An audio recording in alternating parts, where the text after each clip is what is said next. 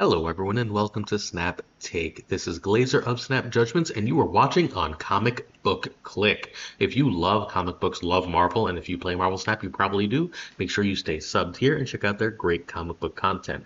But for the time being, we're going to talk Marvel Snap, and we're going to talk the Thing First Steps. This is the new thing coming out this week as this video goes live in Spotlight. Well, I guess not Spotlight caches, in Snap Packs. That's what they call them now, in Snap Packs, or you can just buy it for 6,000 tokens.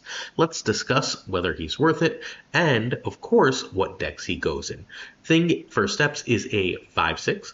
He is end of turn plus 2 power. Once per game, if your side here is full, destroy an enemy card here with less power. Please note the lack of the word instead. If you got Fantastic Four First Steps Human Torch last week, he had an instead in his deck. So instead of getting the +1 power at the end of the turn, he is doubling. That is not the case with the Thing. If you play him on 5, he'll become a 5/8, then a 5/10, and then kill something with less power.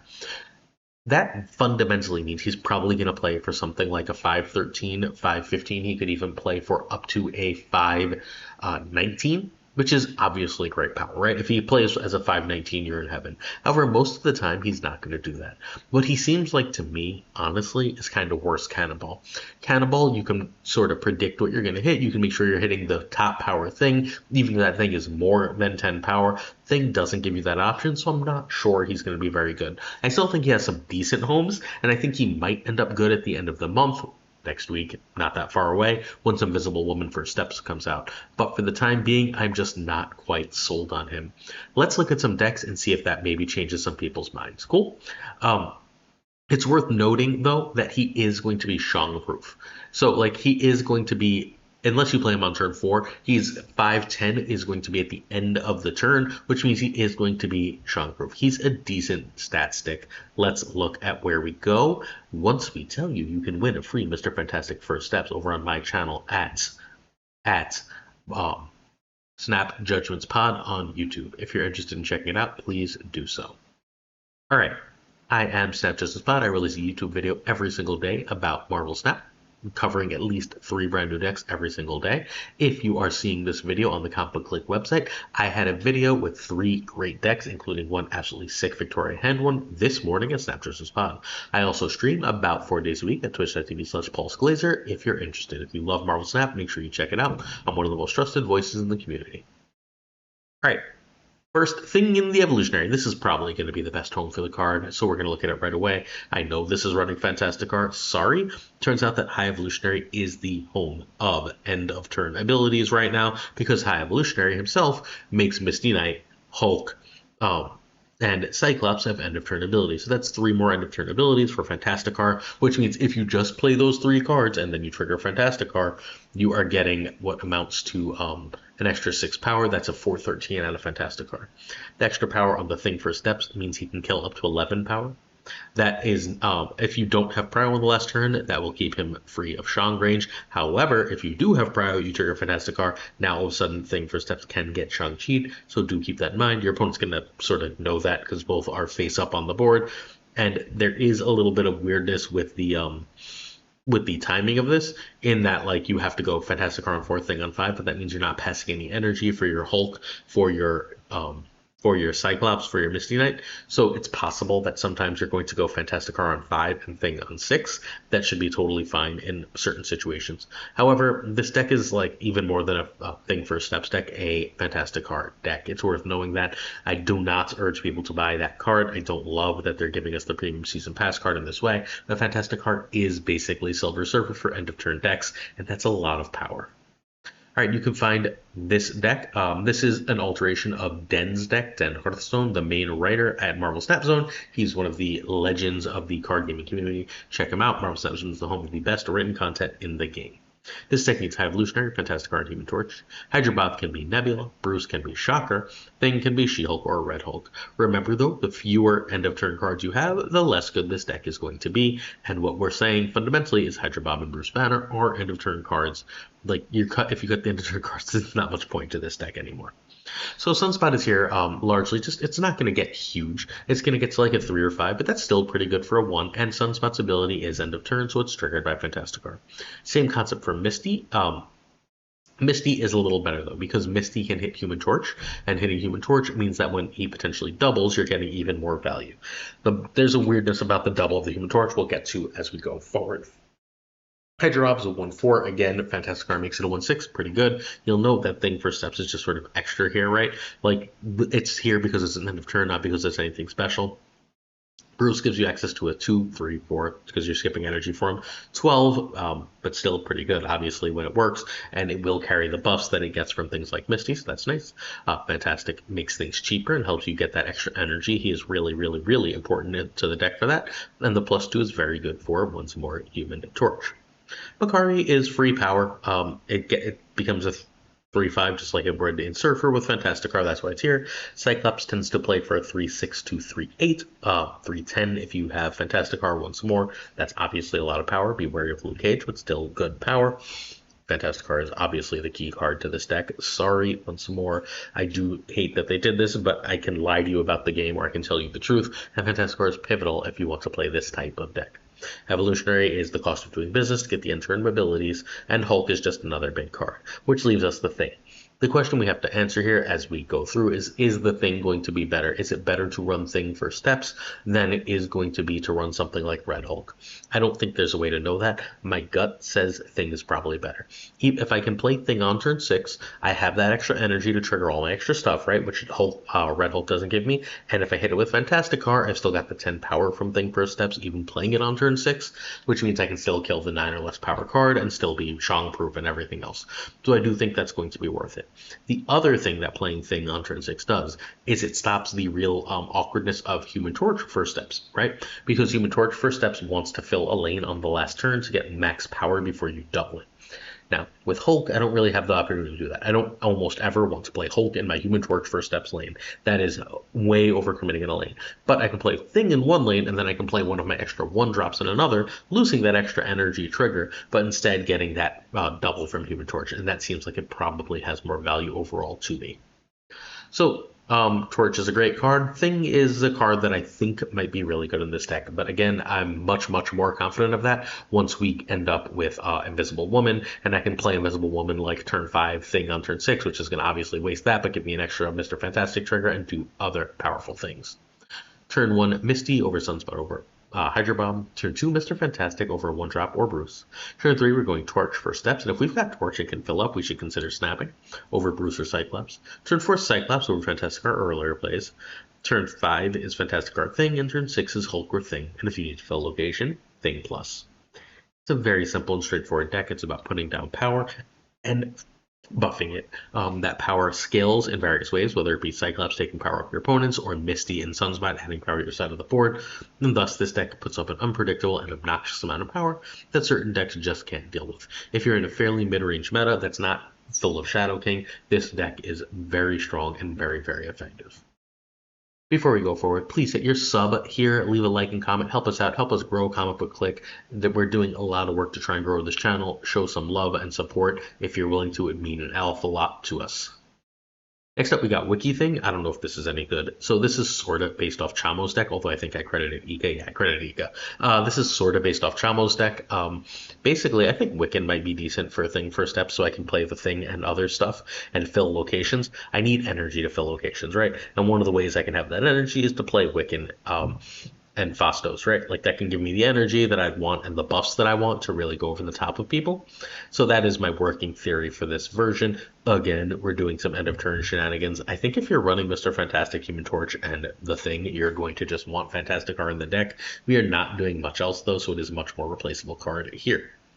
You can find Ika at twitch.tv/Ika_MTS. If you want to see the best and most consistent Wiccan player in the world, it's Chamo92 on Twitch. This deck needs Wiccan and Kate. Alliance and Thing can just be Magneto. Surge or Mr. Fantastic can be Penny or Merlin. Those are cards you need for your Wiccan curve. Iron Patriot can be Mirage, and Fastos or Torch can be Luna or Gladiator. And I realize now that I didn't replace Fantastic Car, we're looking at our Galacta or Gwenpool type cards in terms of replacing Fantastic Car, who may or may not be better. Honestly, I'm not sure. Alright, so Quicksilver is the one that you pay the penalty of. Much like Evolutionary, you have to play for Evo decks. You have to often play Quicksilver in order to get access to Wiccan decks. It's just the easiest way to do it. We're running 4/4s to ensure we have a 2-drop on turn 2 for our Wiccan card. Fantastic and Surge are obviously two of the very best cards in Marvel Snap. They both give us the opportunity to Wiccan on turn 3, which is completely broken. Iron Patriot is just this really unpredictable scaler that gives us snap equity. And then, of course, Kate Bishop is here because she gives us 2 1-drops. 1-drops are amazing in terms of making sure that even if we don't see a 3, we can go 2+1 on turn 3. That could also probably be Merlin. I want to fill locations, though, and I'm much more inclined, or much more able to do so with Kate's arrows than Merlin spells because they need to be full at the end of the turn. As far as 3-drops goes, we're going Phastos and Human Torch as the 3s we'd like to play on 3. We can Juggernaut. We're running Juggernaut largely for the Iron Patriot, but it's also one of the more powerful cards at the end of the game. Phastos for the extra power on either Human Torch or Thing is good. That extra energy is also obviously very powerful in this list.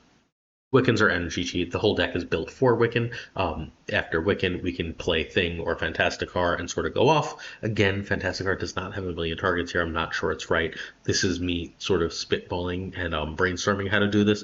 Fantasticar might just be wrong here.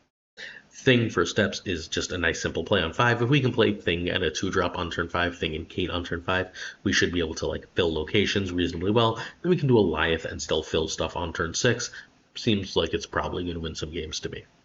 So turn 1 Quicksilver, turn 2 Kate, if no 3-drop, over Surge or Fantastic, over Iron Patriot. Turn 3 we're going Torture, Phastos is better than a 2+1. Turn 4 Wiccan, please snap on Wiccan. I said this in an earlier video. Wiccan is in this morning's video as well in a different list. If you've got Wiccan and you've got the Wiccan card, you should be snapping. Anytime you don't snap on that, you're doing your opponent a favor. Turn 4 if you play Wiccan, then Fantasticar. Turn 5 Thing plus. Turn 6 Goliath or Juggernaut plus. This seems really cool. I don't know if we need Thing here though, right? If we've got Fantasticar and Thing, is this just a better deck? There's at least some reasonable chance of that. But either way, Wiccan is in a really solid spot right now with the absence of Galacta being the most broken card in the game. Come check me out on stream at twitch.tv/PulseGlazer if you can. If you'd like Mr. Fantastic free, remember to go to youtube.com/@snapjudgmentspod and leave a like and a comment. If you're interested in my travel blog to Vietnam, it's coming soon at youtube.com/@PulseGlazer. I believe I'm recording my first video for that either tomorrow or Friday. Tomorrow or Thursday. I know how days of the week work. You don't know how days of the week work. And please don't forget to check out our stream at twitch.tv/PulseGlazer. Alright, so Eggy sent me this really cool Arishem list. He was running Leader in the Thing spot, but I think the Thing for steps is probably better than Leader in this list. I really like the idea of this, basically saying I'm just going to play some powerful cards, and then I'm going to go over the top of you with 6s. Eggy's got a really solid win rate with this. Eggy, for those of you who don't know, is a 15-year-old Asian Marvel Snap prodigy. We've got like 3 Marvel Snap prodigies wandering around that are all 15 and like dominant, who won a fairly recent Pride tournament. Just a monster of a Marvel Snap player, responsible for the Fanfei move deck if you've seen that around. You can find Eggy at twitch.tv/121Eggy. We need Arishem and Goliath for this. Valentine and Iron Patriot are best in slot, but Cable and Mirage are fine. Copycat can be Juggernaut. Thing and Namora can be Leader or Legion. Mockingbird can be She-Hulk. Alright, so Shadow King is basically the meta card right now. He is the way you answer all the shenanigans that are out there in the meta. Everything but Victoria Hand and Cerebro is answered by Shadow King. It's a green power meta, so Shadow King is fantastic. Iron Patriot gives you a cheap card to play, and you have extra energy, so even if you don't get the benefit, you still can be really good there. Plus, you can play a 4-drop on turn 3. Not that you run 4-drops that you want to play on turn 3, but you can play a 4-drop on turn 3 to get him going. Valentina's card can immediately be played on turn 4, which is completely insane. It ends up being one of the more powerful things you can do in Marvel Snap. It's a good stuff meta. Copycat grabs a good card from your opponents. Shung and Enchantress are your control cards for this deck.